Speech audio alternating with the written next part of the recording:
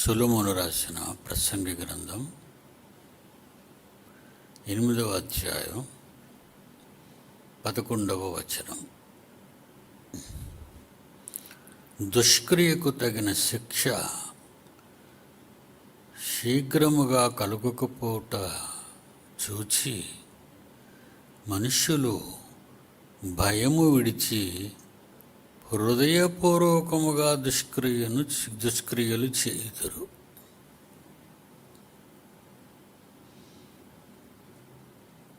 ఆలస్యం అమృతం విషం అని అన్నట్టు తప్పులు చేసేవారందరూ కూడా ఇక్కడ గుర్తుంచుకోవాలి. దేవుని మనస్సు, ఆయన ఎలాంటి వారు?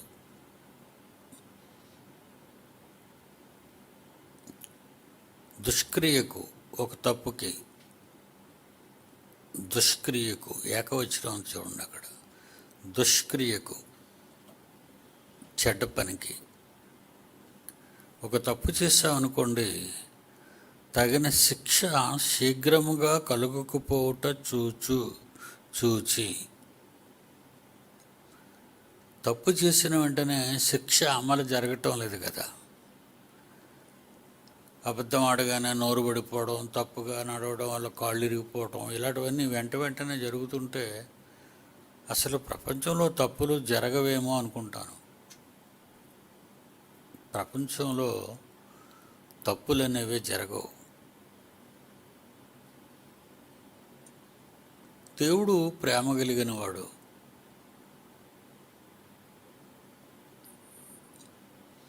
ఈసారికి విడిచిపెడదాం.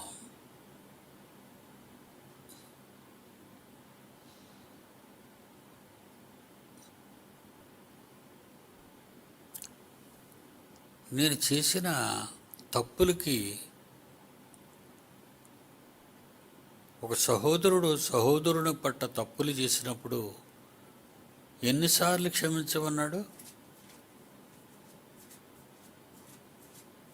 70. మత్తయి సువార్త 18వ అధ్యాయము 21-22 వచనాలు. మత్తయి సువార్త 18వ అధ్యాయము 21-22 వచనాలు. ఆ సమయమున పేతురు ఆయన యొద్దకు వచ్చి, పేతురు గారు యేసుప్రభు దగ్గరకు వచ్చి అంటున్నారు, ప్రభువా, నా సహోదరుడు నా ఎడల తప్పిదము చేసిన ఎడల నేను ఎన్ని మార్లు అతన్ని క్షమింపవలెను? నేను ఎన్ని మార్లు అతనిని క్షమించాలి? 7 మారుల మట్టుకా అని అడిగాను. 7 మారులు మట్టుకా? 7 మారులు మట్టుకా అని ఎందుకు అడిగాడు?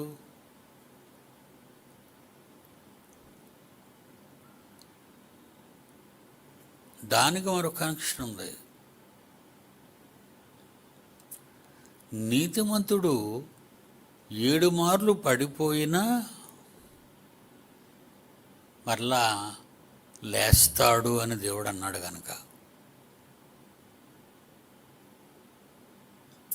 నీతిమంతుడు 7 మార్లు పడిపోయినా తిరిగి లేచును. సామెతల గ్రంథం 24వ అధ్యాయం సామెతల గ్రంథం 24వ అధ్యాయం 16వ వచనం. నీతిమంతుడు 7 మార్లు పడినను, నీతిమంతుడు 7 మార్లు పడిపోయినా తిరిగి లేచును. ఇది మనసులో పెట్టుకొని పేతురు గారు యేసుప్రభు దగ్గరకు వచ్చి అడుగుతున్నారు. మత్తయి సువార్త 18వ అధ్యాయం 21వ వచనం. ఏమని అడుగుతున్నాడు? ప్రభువా, నా సహోదరుడు నా ఎడల తప్పిదము చేస్తే నేను ఎన్ని మార్లు అతన్ని క్షమించవచ్చు అని అడుగుతూ 7 మార్లు మట్టుకా అని అడిగాను. అంటే ప్రసంగి గ్రంథంలో సొలొమోను గారు రాసినట్టు నీతిమంతుడు 7 మార్లు పడిపోయినా తిరిగి లేచిపోతాడని ఉంది కదా. కనుక నేను 7 మారులు క్షమించొచ్చా నా సహోదరుడిని అని అన్నాడు. అందుకు యేసు, అప్పుడు యేసు అంటున్నాడు, అది పాత నిబంధన. సొలొమోను రాసింది పాత నిబంధన గ్రంథములోనిది. అది క్రొత్త నిబంధన ఆరంభం మత్తయి సువార్త క్రొత్త నిబంధన ఆరంభం. ఈ క్రొత్త నిబంధన ఆరంభం వచ్చేసరికి అనేక ఆజ్ఞలు మారిపోయాయి. ఆ మారిపోయిన దానిలో ఇది కూడా మారింది. ఏమని మారిందంటే 7 మార్ల మట్టుకే కాదు, 7 మారుల మట్టుకే కాదు పేతురు, 70 ఏళ్ల మార్ల మట్టుకనే, 70 ఏళ్ళు, 70 సంవత్సరాల మట్టుకు నువ్వు క్షమిస్తూనే ఉండాలంటే మనిషి బ్రతుకు కాలమంతా నువ్వు క్షమించాలి.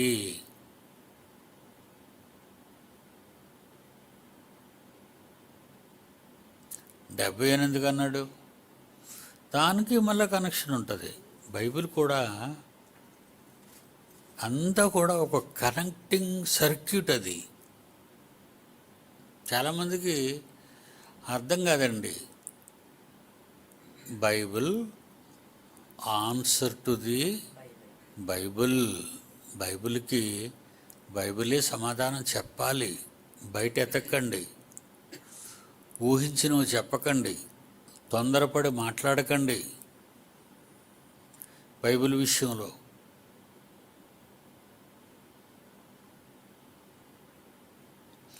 ఎన్నేళ్ల మట్టుకు? 70 ఏళ్ల మార్లు మట్టుకు. 70 సంవత్సరాల మట్టుకు క్షమించవచ్చు అన్నాడు. 70 సంవత్సరాలు అంటే జీవితకాలమా? యావరేజ్గా మనిషి బ్రతికే కాలం బైబిల్లో రాయబడింది. కీర్తనల గ్రంథం 90వ అధ్యాయం 90వ అధ్యాయం 10వ వచనం, 15వ వచనం. కీర్తనల గ్రంథం 90వ అధ్యాయం కీర్తనల గ్రంథము 90వ అధ్యాయం 10వ వచనం, 15వ వచనం. మా ఆయుష్కాలము 70 సంవత్సరములు. అదే అండి, మా ఆయుష్కాలము 70 ఏళ్లే. దేవుడు మాకు ఇచ్చిన ఆయుష్కాలం 70 ఏళ్లే. మరి 70 ఏళ్ళు అంటే ముందెందుకు చచ్చిపోతున్నారంటే నీకు పోయే కాలం అంతే కదా. 70 ఏళ్ళు ఇచ్చాడు, నువ్వు ముందెందుకు చచ్చిపోయావు? నువ్వు నీ శరీరాన్ని నువ్వు పాడు చేసుకొని పోయావు అంతే.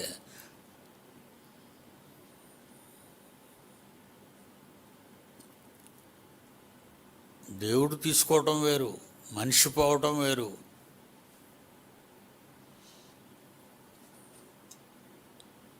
నీ అనారోగ్య కారణాలు యావరేజ్ ప్రపంచ మానవాళి జీవిత కాలం యావరేజ్ 800 కోట్ల మంది గురించి మాట్లాడతాను. ఏదో ఒకరిద్దరి గురించి కాదు. మనిషి బ్రతికే కాలం 70 ఏళ్ళు.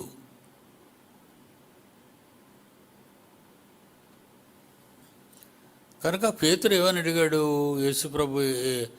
యేసుప్రభుని, ప్రభువా, నా సహోదరుడు నా ఎడల తప్పుదము చేస్తే నేను ఎన్ని మార్లు అతన్ని క్షమించాలి? 7 మార్ల మట్టుకా? 7 మార్లు మట్టుకా అని అడిగాడు. అందుకు యేసు అంటున్నాడు, 7 మార్ల మట్టుకే కాదు, 7 మారుల మట్టుకే కాదు నాయనా, 70 ఏళ్ల 70 ఏళ్ల మట్టుకు నువ్వు క్షమించాలి. అంటే అతని జీవితకాలం అంతా తప్పులు చేస్తాడు.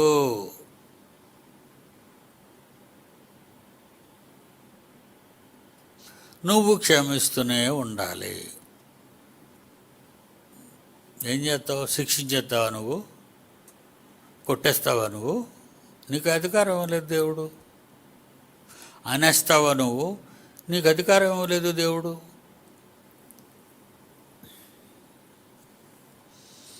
ఆడవాళ్ళలోనండి చాలా కక్షలు ఉంటాయండి. అలాగని మగవాళ్ళలో ఉండవని కాదు, అంత తీవ్ర స్థాయిలో ఉండవండి. ఆడవాళ్ళకున్న కక్ష తీవ్రత, కోపం తీవ్రత మగాళ్ళలో ఉండవు, మగపిల్లల్లో ఉండవు. తేడా వచ్చిందనుకోండి, ముఖం మార్చుకు తిరగడం, మాట్లాడకపోవటం, పిలిచినా పలక్కపోవటం కక్ష. ఎన్ని మాటలు నిన్ను క్షమించమన్నాడు? 70 ఏళ్ల మార్ల 70 మట్టుకు. ఏళ్ళు మట్టు క్షమించు. ఆ అమ్మాయి జీవితాంతం నువ్వు క్షమించాలి అంటే బుస్సమంటుంది అనమాట. ఆ కక్ష లోపల పెట్టేసుకొని మాట్లాడరండి. మీరు చాలామంది అలాంటి ఉన్నారు. మంచి మనసున్న వాళ్ళు చేయొద్దండి. అలాంటి మనసున్న వాళ్ళు చేస్తారు. కక్షలు ఒకాలు మార్చుకొని తిరుగుతారు. నీతో నాకేం మాట్లాడే వాళ్ళ గురించి రాయబడింది. ఇప్పుడు ఇది ఏమని? సత్క్రియకు తగిన శిక్ష శీఘ్రముగా కలుగుకపోవుట చూచి. ప్రసంగి 8:11.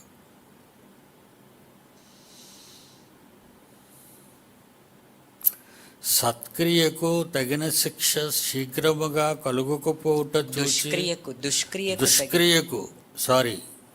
దుష్క్రియకు తగిన శిక్ష శీఘ్రముగా కలుగకపోవుట చూచి మనుష్యులు భయము విడిచి హృదయపూర్వకముగా దుష్క్రియలు చేయుదురు. పెరిగిపోయాయి.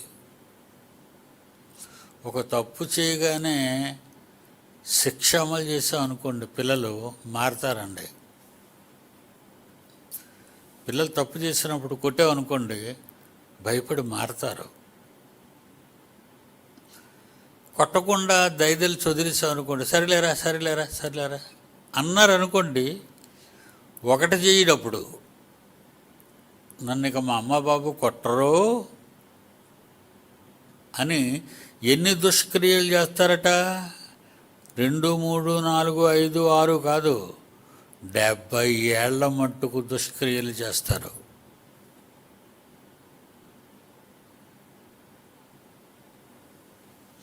కొందరు తల్లులు ఉన్నారంటే పిల్లల్ని పాటు చేస్తారండి.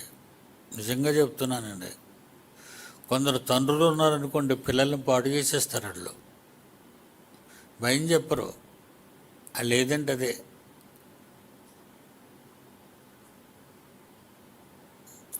నా చిన్నప్పుడు ఒక కథ చెప్పేవారండి. బడికి పంపించింది వాళ్ళమ్మ వాడిని. రోజుకి బడిలో పిల్లల దగ్గర కొట్టేసినవి పెన్సిళ్ళు, రబ్బర్లు, పుస్తకాలు తెచ్చేవాడట.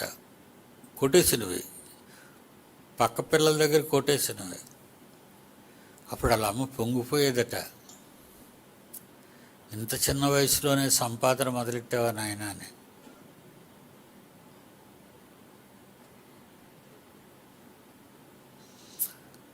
అలా వదిలేసింది. వాడు పెద్దవాడు అయ్యాడు.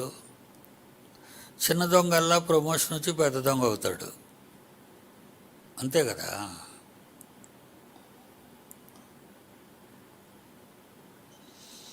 అతిపెద్ద నేరం చేశాడు. పోలీసులు అరెస్ట్ చేశారు.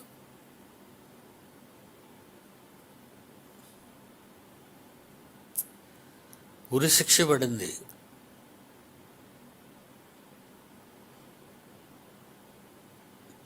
అప్పుడు రేపు ఉరి తీస్తారనగా బిర్యానీ మేకది కావాలా, కోడి బిర్యానీ కావాలా, నీ చివరి కోరిక ఏమైనా ఉందా అని అడుగుతారు తెలుసా.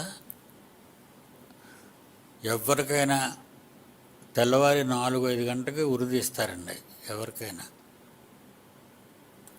ఆ ఉరి తీసే ముందు అడుగుతారు, బిర్యానీ తింటావా, మటన్, చికెన్, చేపల కూర, ఏది నీ చివరి కోరిక ఏదైనా ఉంటే ఒక కోరిక కోరుకో అని అడుగుతారు.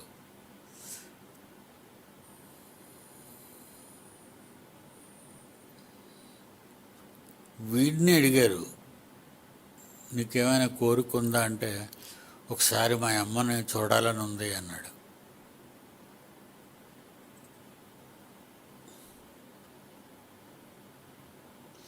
వాడి అమ్మని రప్పించారు పోలీసులు. వాడి అమ్మ వచ్చింది, ఏనాయనా అని అడిగింది. దగ్గరికి రా అన్నాడు.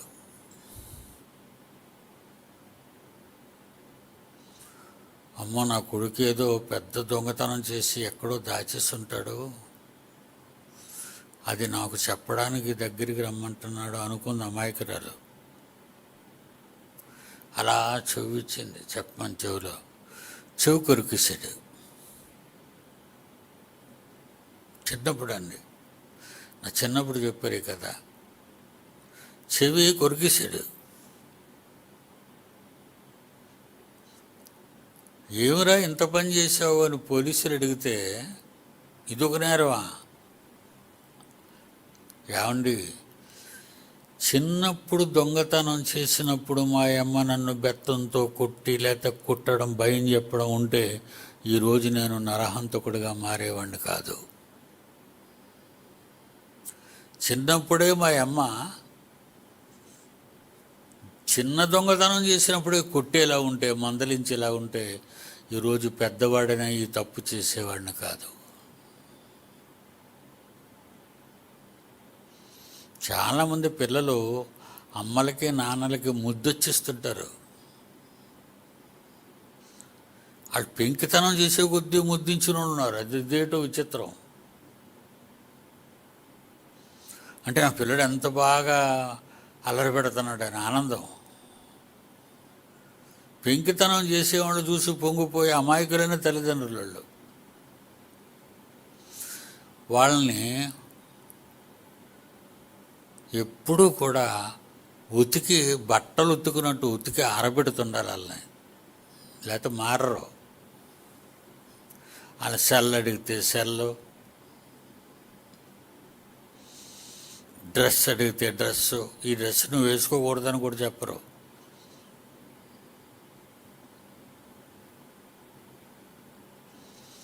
గారం ఎక్కువ, గారం. ఆ పిల్లలందరూ చెడిపోతారు. ఈవేళ చెప్తున్నాను మీకు.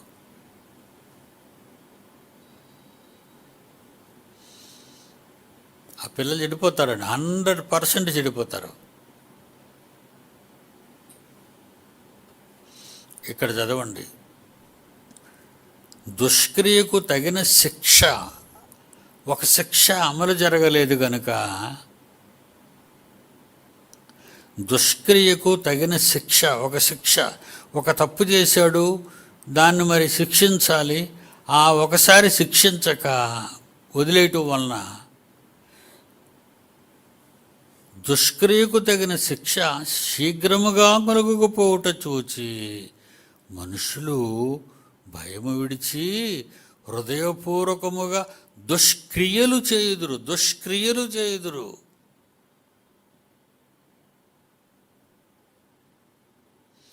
దుష్క్రియలు చేస్తారట, ఎక్కువ తప్పులు చేస్తారు.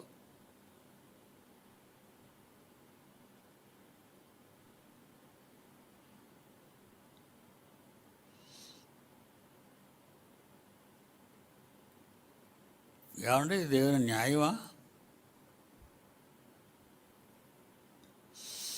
కీర్తనల గ్రంథము 10వ అధ్యాయము 6వ వచనం. కీర్తనల గ్రంథము 10వ అధ్యాయము 6వ వచనం. మేము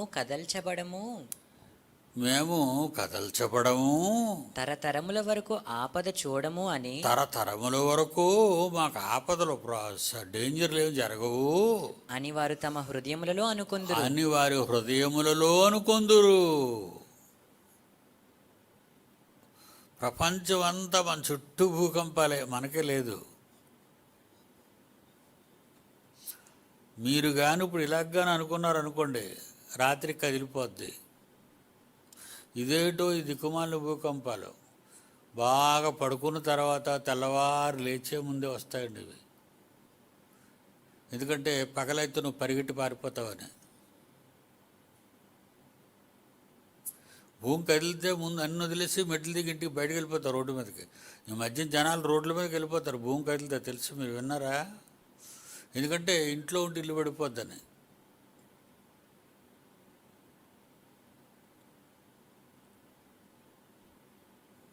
యాభై వచనం,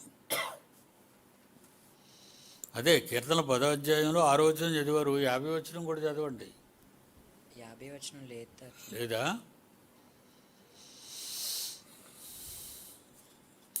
50వ అధ్యాయం 21వ వచనం. 50వ అధ్యాయం 21వ వచనం. ఇట్టి పనులు నీవు చేసినను, ఇట్టి పనులు నువ్వు చేసినను, నేను మౌనినై ఉంటిని. అందుకు నేను కేవలము నీ వంటి వాడనని, కేవలం నీలాంటి వాడనే అని నన్ను కూడా అనుకొని అని నీవు అనుకుంటివి. అయితే నీ కన్నుల ఎదుట ఈ సంగతులను నేను వరుసగా ఉంచి, ఈ సంగతులన్నీ వరుసగా నేనుంచి నిన్ను గద్దించెదను, నీకు తొక్క తీసేస్తాను అన్నాడు. దేవుడు చూసి ఊరుకుంటున్నాడు అనుకుంటున్నారు మీరు, రాసుకుంటున్నాడు, ఊరుకోవడం లేదు.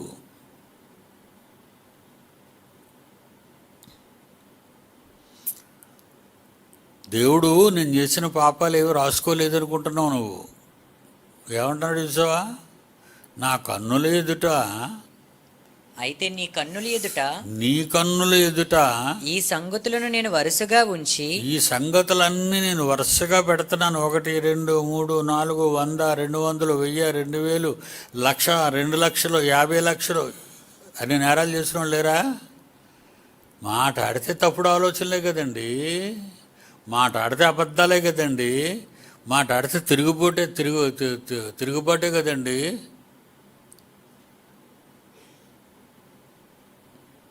ఈ మధ్యకాలంలో ఈ ట్రెండ్ ఎలా మారిందంటే భర్తల్ని, ఏరా ఏంటి భర్తనేనా, ఏమిరా, గంపలు తయారయ్యారుకోండి. గంపలు ఇళ్లలో కొంతమంది ఆడవాళ్ళు గంపలు తయారవుతారు. వాళ్ళు తిట్టాలని తిడతారండి భర్తను, ఉరే అని. ఏట్రా, ఎక్కడి నుంచి తెమ్మంటారా పెట్టడానికి నీకు, ఎక్కడ అప్పు చేసి ఇవ్వమంటారు, రా ఊరేగిరే.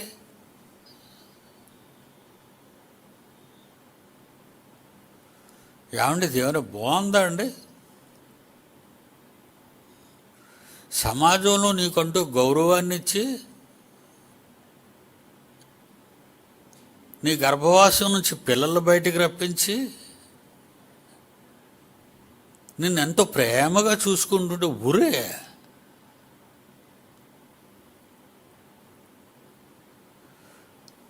మనవాళ్ళు కూడా అండి గౌరవంగా మాట్లాడడం తెలియదండి. ఎవడు ఆ ప్రధానమంత్రి, వాడా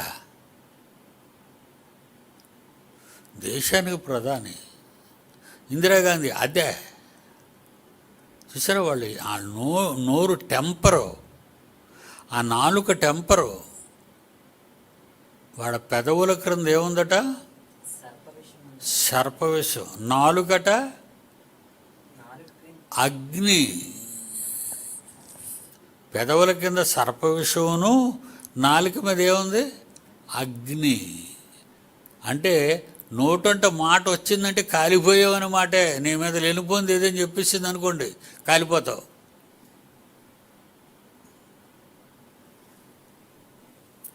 కాలిపోతారా? ఎలా కాలిపోతామండి? నోట్లో నుంచి అగ్గేలా వస్తుందని అనుకుంటున్నారా? ఒక అమాయకురాలిని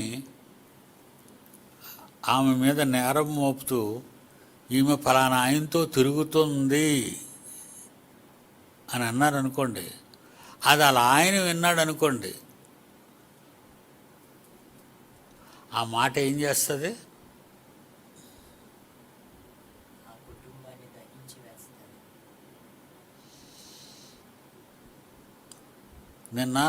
మొన్న నా కూతురు ఒక 4 ఫోటోలు పంపిందండి. భార్యను పడుకోబెట్టి మెడ కోసాడండి. అది చూపించకూడదు మీకు. భార్యను పడుకోబెట్టి మెడకోసాడు. మెడకోసేసి కొబ్బరికాయ పట్టుకొచ్చినట్టు పట్టుకొచ్చాడు. పోలీస్ స్టేషన్ కాదు, ఊర్లోకి.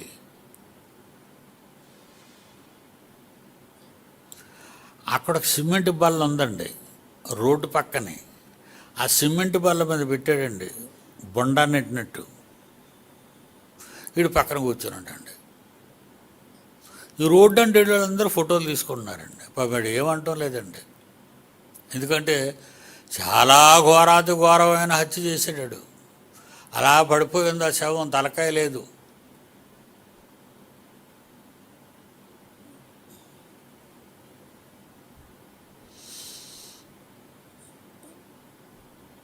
చాలా భయంకరంగా మాట్లాడతారు కదండి. నిప్పండి, అగ్ని. ఎందుకు వచ్చాడు? చేయకూడని అతి ఘోరమైన పని ఏదో చేసింది, అందుకే కోసాడు. తలకాయ, ఒక మేక తలకాయ అంటే పోనీ తినడానికి, కాల్చుకొని తినడానికి పని చేద్దంటే, ఇది మనిషి తలకాయ. భయం.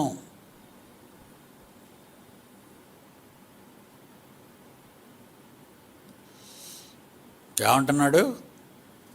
కీర్తనలు 50 అధ్యాయం 21 ఇట్టి పనులు నీవు చేసినను, ఇట్టి పనులు నువ్వు చేసినను నేను మౌనినై ఉంటిని. నేను మౌనంగా ఉన్నాను అని నువ్వు చూస్తున్నావు కదా. దేవుడు మౌనంగా ఉన్నాడు, మంచోడు మా దేవుడు, పాపాలు క్షమించేస్తాడు, యేసు రక్తం చేయి, ప్రైజ్ లార్డ్ అనుకుందాం అనుకుంటున్నావు నువ్వు. ఊరుకోడైనా నేను మౌనునై ఉంటిని, మౌనంగా ఉన్నాను, నేను అలా చూస్తున్నాను నిన్ను. అందుకు నీ నోటంటే ఒక బూతు కాదు, రకరకాల బూతులు, భాషలు లేని బూతులు. మళ్ళా పవిత్రమైన ప్రార్థనలో ప్రభువా అని ఏడుపు, నోరిప్పితే బూతులు, అదే నోట్లో.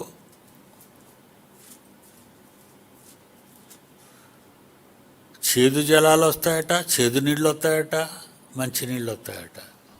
అదే నాలిక. అదే నాలుగు గురించి ఏమన్నాడు తెలుసా? దీనికి నరకానికి లింక్ ఉంటుందట.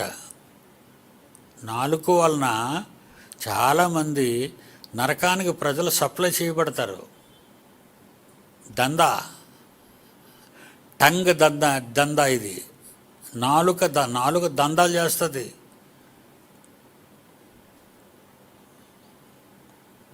నరకానికే ఒక తప్పుడు మాట్లాడి అవతల వ్యక్తిని చంపేసి నరకానికి పంపించేస్తే క్యాండిడేట్, నువ్వు నరకానికి వెళ్ళిపోరా, లాస్ట్లో నేను వచ్చేస్తాను అనుకోదు. పాపం అనుకోడు. నాలుక అగ్నియే.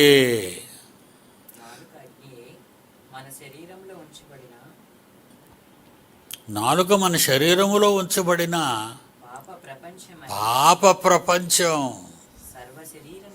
సర్వ శరీరానికి అది మాలిన్యాన్ని కలుగజేయచ్చు. ప్రకృతి చక్రానికే నిప్పెడుతుంది, ప్రపంచాన్ని కాల్చేస్తుంది. ఇప్పుడు కాలిపోద్ది, కాలిపోవడానికి రెడీగా ఉంది. అది నరకము చేత చిచ్చు పెట్టబడడం. ఇంతకీ సప్లై ఎక్కడి నుంచి? నరకం సప్లై చేస్తుందట. అమ్మ నిప్పెట్టి వాళ్ళకేనే ఆ కొంప తగలెట్టాయి.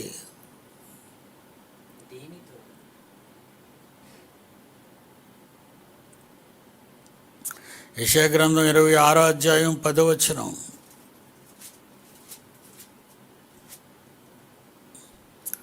యెషయా గ్రంథం 26 అధ్యాయం 10 దుష్టులకు దయ చూపినను, దుష్టులకు దయ చూపించినా వారు నీతిని నేర్చుకొనరు.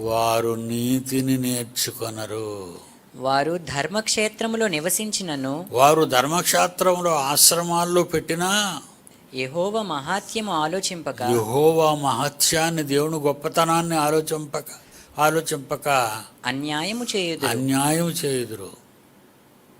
మీరు నమ్మరుగానండి, 3 వారాల క్రితం ఒకడు మన చర్చికి వచ్చారండి. అందరు వెళ్ళిపోయాడు, కూర్చున్నాడండి.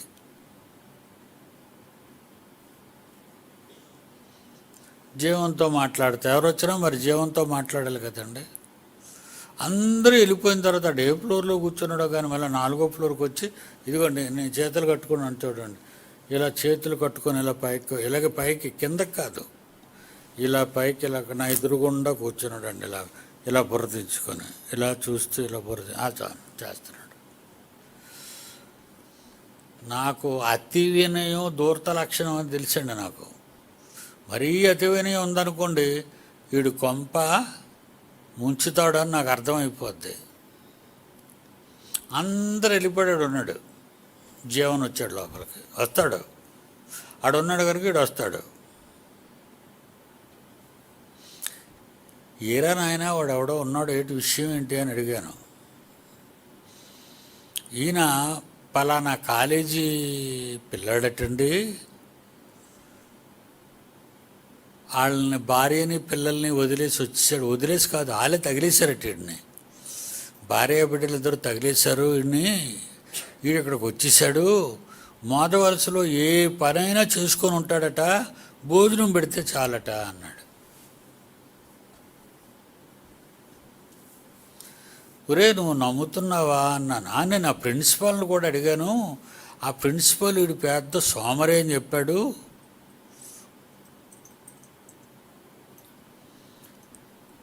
సరే నువ్వు వెళ్ళిపో, నేను క్యాబ్ నుంచి బయటకు వచ్చాను, నువ్వు వెళ్ళిపో, అక్కడికి వెళ్ళి ఫోన్ చేస్తానన్నా. సాయంకాలం క్లాస్ చూసుకొని, రేపు ఆదివారం క్లాస్ చూసుకొని, శనివారం వచ్చాడు, ఆదివారం ఉదయం ఆరాధన చూసుకొని వెళ్ళిపోతానన్నాడు. అంటే ఎంత భక్తుడని మనం అనుకోవాలని. ఆదివారం మధ్యాహ్నం వెళ్ళాడండి, బాగా తిన్నాడు, నోట్లో వేరు పెడితే అన్నం తగిలినట్టు.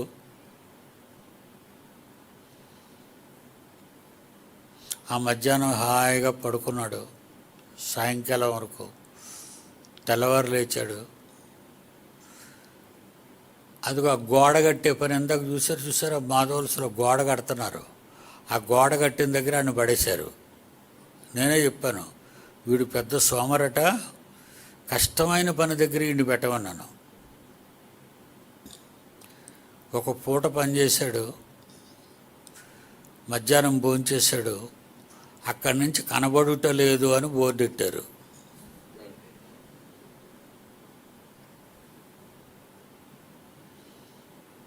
ఇంతకీ భార్య ఎందుకు తగిలేసింది? వీడు పోతులా తిని దున్నపోతులో పడుకొని ఏ పని చేయక వాళ్ళందరి మీద అజమాయిషీ చేస్తారు కానీ ఇంట్లో నుంచి బయటకు తగిలించారు. వీడు ఇలాగా ధర్మక్షేత్రాలు పుణ్యక్షేత్రాలు దర్శించుకొని చివరికి చేరుతాడు అక్కడికి.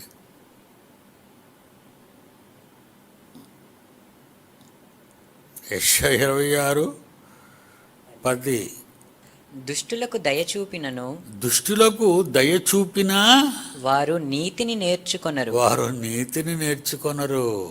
వారు ధర్మక్షేత్రంలో నివసించినను, వారు పుణ్యక్షేత్రాల్లో ఉన్న యెహోవా మహాత్యము ఆలోచింపక, యెహోవా మహత్యాన్ని ఆలోచింపక అన్యాయము చేయుదురు. అన్యాయంగా ప్రవర్తిస్తారు. ఈవేళ ఎందుకైనా మంచిది, వచ్చే ముందు ఒకసారి సెల్ ఇలాగ ఇమ్మని అడుగుతాను. సెల్ ఇచ్చారు, సెల్ చూస్తాను, అందులో ఒక మెసేజ్ ఉంది. ఎవరు ఎక్కడి నుంచి వచ్చింది ఆ మెసేజు? చిన్నబాబు, ఏ ఊరినైనా, పాలకొల్లు చిన్నబాబు ప్రిన్సిపాల్ వింటుంటాడు ఇప్పుడు. డాడీ చెప్పకూడదు కానీ మీకు ఒక విషయం చెప్తానంటే, చెప్పు బాబు అన్నాను.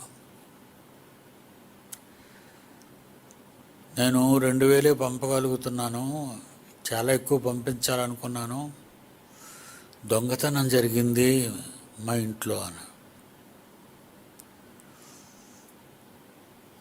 దొంగతనమా? ఎవరు బాబు అన్న. మా చర్చిలో మెంబరే కొట్టేశాడు అన్నాడు. ఎవరు దాస్తారంటే ఇంతకు డబ్బులు? చర్చిలో మెంబరా?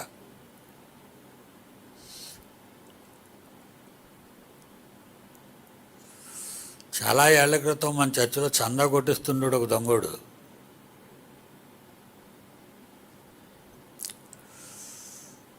పాప చాలా జాలిపడ్డాను.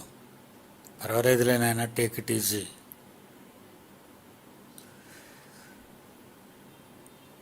మళ్ళా చదవండి ఆ వాక్యం. దుష్టులకు దయ చూపినను, దుష్టులకు దయ చూపించిన ఈడు నమ్మకమైనడు, చందా ఎత్తొచ్చాను అనుకున్నావా, చందా కనపడదు. పర్వాలేదు వీడికి డబ్బిచ్చి మనం పంపించవచ్చు అంటే తిరిగి ఇంటికి రాడు. ఇలాంటి నమ్మకమైన దొంగలు ఉన్నారు, ఆడోళ్ళు కానీ మగోళ్ళు కానీ.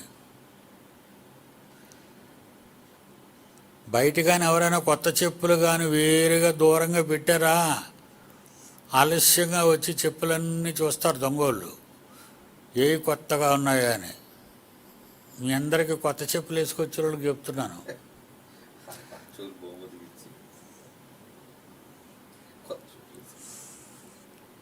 చూసి వీళ్ళు పాత చెప్పులు అక్కడ పెట్టేసి ఆ కొత్త చెప్పులు వేసుకొని వెళ్ళిపోతారు. అందుకే గుడి ఇడిచిపెట్టక ముందు వెళ్ళిన వాళ్ళందరినీ నేను చూస్తుంటాను ఇక్కడి నుంచి. ముందు వెళ్ళిపోతారు, అయితే పని ఉన్నట్టు ఉత్తరే చెప్పులు దొంగతనం చేయడానికి. ఏదో అర్జెంటు పని మనం అనుకుంటాం, అక్కడికి వెళ్ళగానే రైట్కి వెళ్తాడు అనుకో బాత్రూమ్ అని నాకు అర్థమైపోద్ది. అక్కడికి వెళ్ళగానే సైడ్కి వెళ్ళి స్ట్రైట్గా బయటికి వెళ్ళిపోతాడు అనుకోండి, వేసాడు.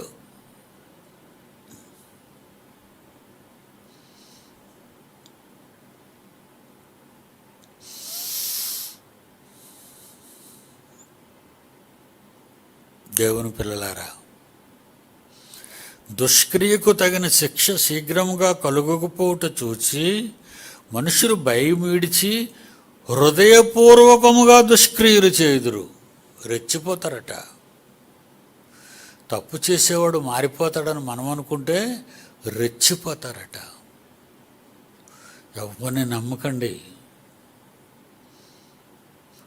తప్పు చేసిన తర్వాత మాట్లాడడం, చక్కగా మాట్లాడారా, సరే సరే, ముఖం ఇలా తిప్పుకొని ముఖం అలా తిప్పుకొని మాట్లాడకుండా పలకరించకుండా వెళ్ళిపోతున్నారు అనుకోండి,